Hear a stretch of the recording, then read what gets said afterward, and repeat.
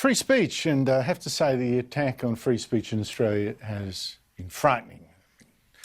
I've felt it close up, but it's getting much, much worse now. The latest victim of it is Liberal Senator Claire Chandler. A couple of months ago, she wrote a defence of free speech in the Hobart Mercury, defending J.K. Rowling, and in passing said, women's sport, women's toilets and women's changing rooms are designed for the female sex and should remain that way. Her opinion, transgender politics, and why not? And to someone who complained, she sent an email defending that opinion. But Australia has crazy, dangerously broad laws against free speech. Tasmania is some of the worst. And Tasmania's Anti-Discrimination Commissioner, Sarah Bolt, I hasten to say, no relation, said this was enough to drag in Senator Chandler for mandatory conciliation. She said the Senator's views were problematic. There's always a telling word, problematic, and arguably objectively offensive on the basis of gender identity and intersex variations of sex characteristics. Now, if that wasn't bad enough, it's gone a bit nuclear. Joining me is Senator Claire Chandler. Senator, thank you so much for your time. The Anti-Discrimination Commission has now sent you what I interpret as a threat. What did it say? Well, Andrew, last week I received an email from the Anti-Discrimination Commission in which they drew my attention to a section of the Anti-Discrimination Act that specifies that it is unlawful to offend someone undertaking the work of the Commission during an investigation. And attached to this email were examples of correspondence that the Commission had received from people right across Australia who are rightly concerned at the process that I'm being subjected to and the broader impact that this process has on free speech. So what we have is a situation where not only can this Commission drag me to a conciliation on the basis that I might have offended someone, they're now also saying that nobody else is allowed to criticise their own processes. But why send the letter to you? I mean, you didn't write those letters. I mean, that's extraordinary.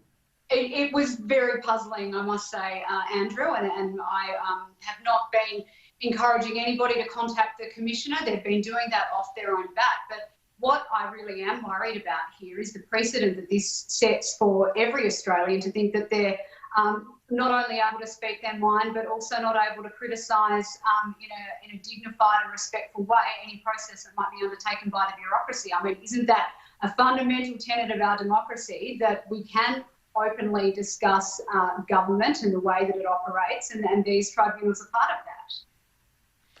Well, I just don't get it. I thought, look, you might know more about this than I thought judges and magistrates and positions, people like that, were beyond anyone, you know, being able to intimidate them or scare them or influence and all that. How could a letter to a commissioner make them, you know, interfere with their work? How could it do that?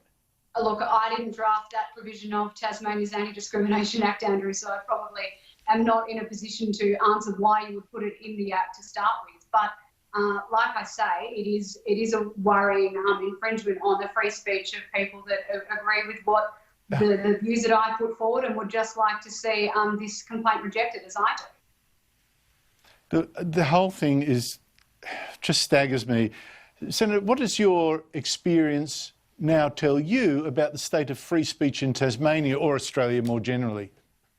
Oh, look, Andrew, I've been concerned about the state of free speech in this country for quite some time. Long before I was a senator, I spoke about it in my maiden speech to the Parliament.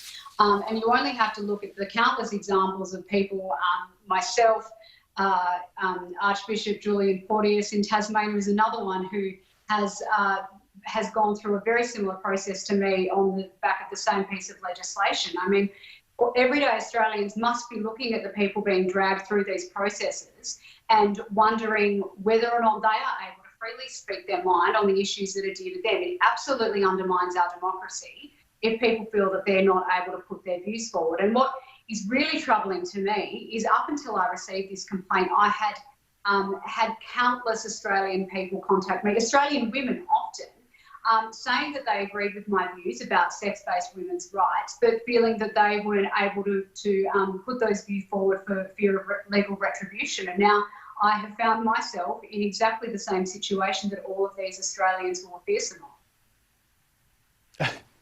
The whole thing is farcical. If you don't like someone's views on transgender politics or anything, just argue it out. I mean, you don't sue the free speech police. Golly gosh. Senator Claire Chandler, thank you so much indeed for your time and good luck. I mean, I think you've broken her interpretation of the law again, but what the heck? We've got to speak up when we can, while we still may. Absolutely, Andrew. I won't be backing down, I assure you. Good on you. Thank you so much indeed. Thanks very much, Andrew.